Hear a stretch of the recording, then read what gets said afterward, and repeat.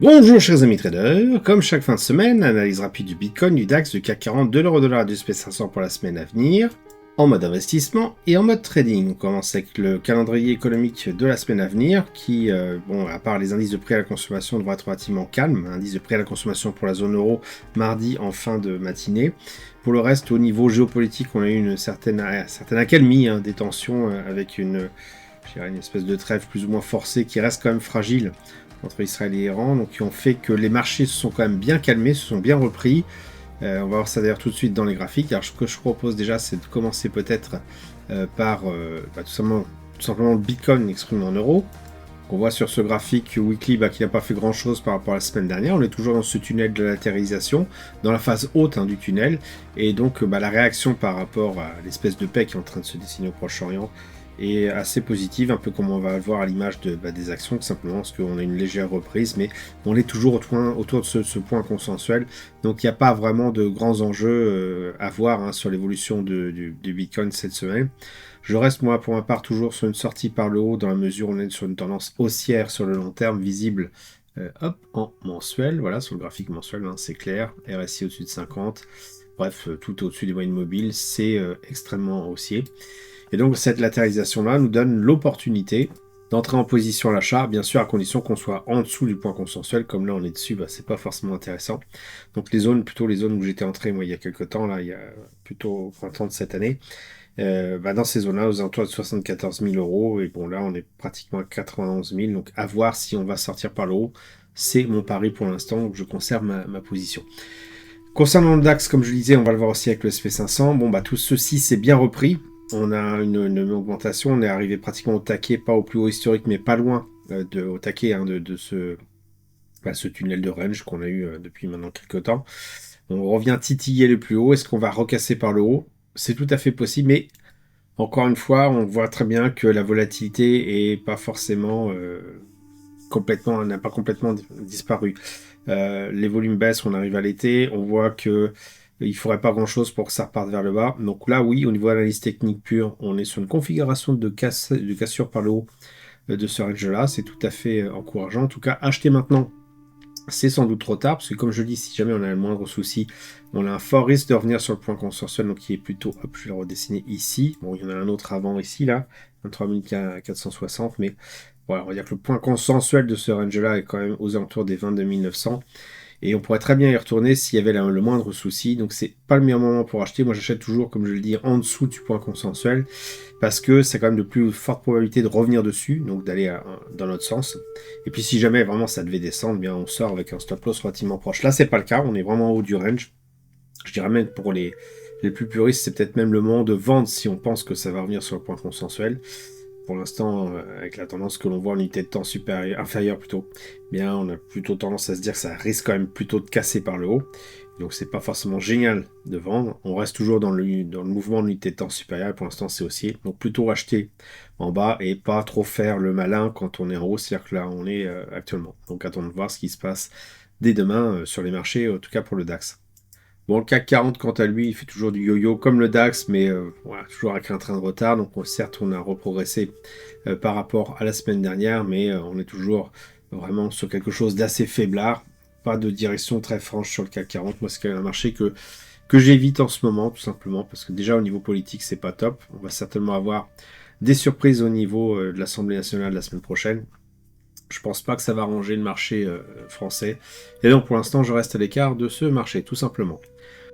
L'euro-dollar, quant à lui, me fait vraiment mentir à tous les niveaux, puisqu'on est en train de casser toutes les sécurités à chaque fois que je dis que ça va se retourner. Non, non, ça continue de monter. Ce qui vraiment m'étonne le plus, c'est qu'on est finalement sur des taux d'intérêt et de rémunération donc de la monnaie aux États-Unis plutôt aux alentours des 4%. Je crois que ça a été rechangé, je ne sais plus exactement si c'est 4 ou 4,25. Donc aux États-Unis, alors que en Europe, on est à alentours plutôt des 2%. Je crois même, j'ai cru lire quelque part que la Suisse a baissé ses taux aux alentours de 0. Pour autant, l'euro est plus puissant que le dollar et le franc suisse est plus puissant que l'euro. C'est vraiment le monde à l'envers, puisque l'argent va plutôt tendance là où il est le mieux rémunéré. Donc ça serait normalement les États-Unis. Là, on a l'inverse, on a un euro qui explose tout simplement à la hausse. Donc je sais pas trop quoi vous dire en termes fondamentaux. Moi, ça me plaît pas. Je vois effectivement depuis maintenant plusieurs mois, si ce n'est plusieurs années, un graphique mensuel qui est extrêmement baissier. Il n'y a qu'à regarder. Hop, voilà. Est-ce qu'on est en train d'inverser la vapeur? Peut-être. C'est tout à fait possible. J'ai du mal à m'en convaincre. Si on est purement sur l'analyse technique pure, oui. On voit qu'on a le RSI qui a cassé sa zone des 50, qui a amorcé un petit mouvement de retour sur les 50 et qui rebondit dessus. Donc ça traduit un mouvement plutôt haussier sur le weekly. Donc à ce moment-là, on pourrait dire oui, effectivement, on est revenu sur quelque chose d'haussier. Donc comment intervenir dans ces situations-là? Sur le long terme, bon, moi je maintiens que comme le franc suisse se porte mieux que toutes les autres monnaies, il faut plutôt rester en franc suisse. Maintenant, si vous voulez plutôt jouer la paire de devises, eh bien, il faut trouver un point d'entrée par rapport à là où on se trouve actuellement. Et pour regarder ça, c'est comme je fais toujours, on regarde les pics et les creux, les profils de volume par prix. On voit qu'on est en train de former un nouveau pic de volume par prix, et que donc, si vraiment on veut se mettre dans le sens de la tendance, c'est-à-dire à l'achat, eh bien, il faut acheter tout simplement juste au-dessus d'un, hop, faire comme ça, d'un creux de volume par prix. Donc, on en a un ici, on en a un là, je vais zoomer parce que ça va être illisible, hop, comme ça. Voilà, on cherche plutôt dans ces cas de figure-là, non pas acheter sur les points consensuels, parce que le prix risque d'osciller un petit moment dessus et repartir dans un sens ou dans un autre, mais plutôt dire, voilà, si jamais le prix revient sur ce creux de volume par prix, je tente, avec un ordre à court limité par exemple, une prise de position à l'achat pour, pourquoi pas, dans un premier temps, rejoindre le pic de volume par prix qui est juste au-dessus, quelque chose comme ça. Ou si bien sûr ça corrige plus, quelque chose comme ça. Là, acheter, non, c'est pas une bonne idée. Et, bon, vendre, c'est pas non plus une bonne idée parce qu'on est vraiment sur le point consensuel. Au pire, si vraiment vous vouliez vendre, mais ça me paraît suicidaire dans un marché extrêmement haussier, ça serait plutôt sur le haut, le creux de volume par prix. Auquel cas, on viserait plutôt quelque chose comme ça, c'est-à-dire qu'on achète, pardon, on vend et on revient sur le point consensuel. Bon, on voit que vu l'amplitude, c'est pas forcément ce qu'il y a de mieux. Ici, à la limite, c'est peut-être un petit peu plus intéressant sur le pic et les creux qui est en dessous, parce qu'il y a un petit peu plus de latitude, mais on n'y est pas, on est carrément au-dessus, donc ça n'a vraiment pas d'intérêt. Moi je pense qu'il faut plutôt se mettre dans le mouvement dans le sens de la tendance, et vraiment si vous voulez trader ça, eh bien guetter en unité de temps inférieure quelque chose, un retour sur cette zone-là, et entrer en position pour revenir sur ce point-là. Je pense que c'est encore ce qu'il y a de mieux à faire dans l'état actuel des choses. Donc pour l'instant on observe, il y a ici cette notion qu'on a vue sur le calendrier économique de la semaine de voir l'impact de l'indice des prix à la consommation mardi en fin de matinée. Voilà ce que je peux dire en tout cas sur l'euro-dollar. Le SP500 quant à lui, comme je disais à l'image du DAX, alors je vais plutôt me remettre en weekly, en weekly c'est beaucoup plus parlant. Oui, il est revenu carrément pratiquement sur les plus hauts historiques, on est revenu au haut du range. Donc dans ces cas de figure là, bien en fait, oui on évite d'acheter, comme je viens de vous le dire, tout simplement parce qu'on arrive sur le creux de volume par prix qui est tout simplement encore une fois, hop, là où le prix n'a jamais été plus haut. Donc voilà, on est là. Hop, ici, vous avez un trou. Ici, également un trou. Je pense qu'on va pouvoir adapter les pics et les creux, tout simplement parce que, hop, peut-être se mettre en mensuel, ça devient de la bouillie. Hop. Et c'est pas mieux en mensuel, si ce n'est qu'on voit quand même que bien le point consensuel est quand même ici. Et donc, quand on revient en weekly, est-ce que les choses sont un petit peu plus claires? Oui, on voit qu'on est au-dessus ce point consensuel. Donc, comme d'habitude, on n'achète pas dans ces cas dans ces configurations particulières.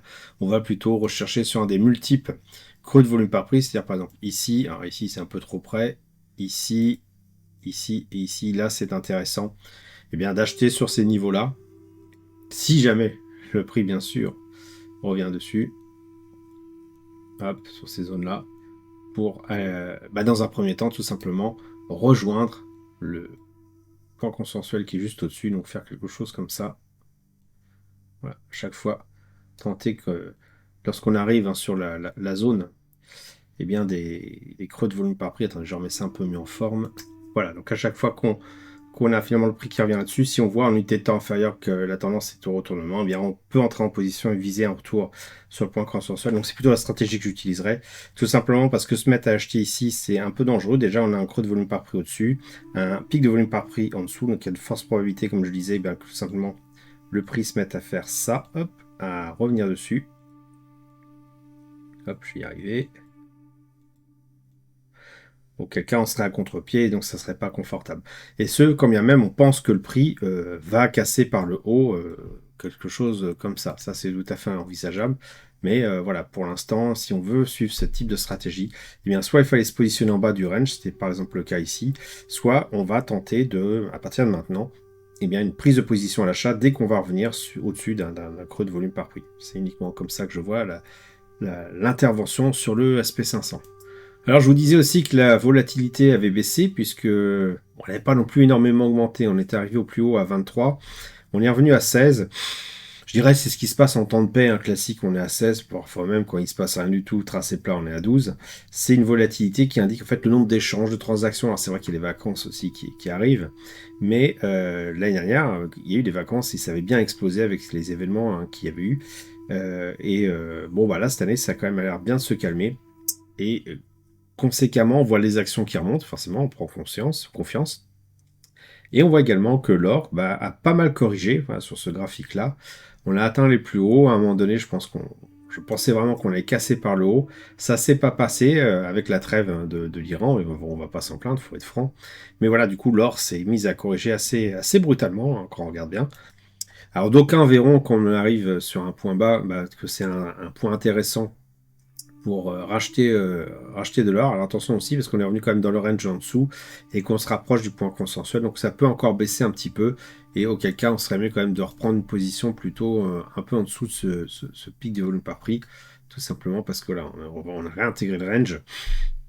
Donc avant que ça rebondisse, il faut quand même qu'on arrive à tout simplement les gens qui ont acheté ici, qui ont été assez nombreux, ils vont certainement se mettre à revendre quand on va arriver sur ce niveau-là pour pas perdre d'argent. Ça va faire baisser encore le prix. C'est uniquement à ce moment-là que ça sera intéressant d'entrer en position à l'achat parce que le prix sera relativement intéressant par rapport à la valeur potentielle de l'or et auquel cas on pourrait avoir une reprise de la hausse en se mettant à racheter pour revenir dans un premier temps sur le point consensuel. Pourquoi pas ensuite continuer après une cassure par le haut. Voilà, j'espère que vous avez apprécié cette vidéo. Si c'est le cas, merci de laisser un pouce pour m'encourager à continuer. Abonnez-vous à la chaîne YouTube pour ne rater aucune nouvelle publication. Je vous dis merci et à bientôt sur le blog. Quand j'ai commencé le trading, ce n'était pas pour gagner des millions d'euros, me pavaner en voiture de luxe à Dubaï et vivre une vie de jet set. Bien au contraire. Mon objectif était tout autre. C'était avant tout de pouvoir être serein. Pas besoin d'être millionnaire pour ça. Non, moi je voulais juste être autonome et ne dépendre de personne pour faire mes choix de vie. Ce que je voulais, c'était pouvoir aller en bord de mer, me balader dans la forêt, me réchauffer au coin du feu dans ma petite maison, sans avoir à craindre de ne pas pouvoir payer le prochain loyer. Un objectif simple, puissant et réellement atteignable à la fois. Cet objectif, je suis en train de l'atteindre. J'ai ma petite maison pas très loin de la mer, elle est payée, elle ne coûte pas très cher en entretien. Mon activité de trading me fournit une partie de ce dont j'ai besoin pour vivre. Pour le reste, j'ai encore une activité professionnelle, mais elle me sert plus à épargner qu'à vivre. Si vous souhaitez savoir comment je m'y prends pour gagner de l'argent avec le trading, je vous invite à vous inscrire sur le blog.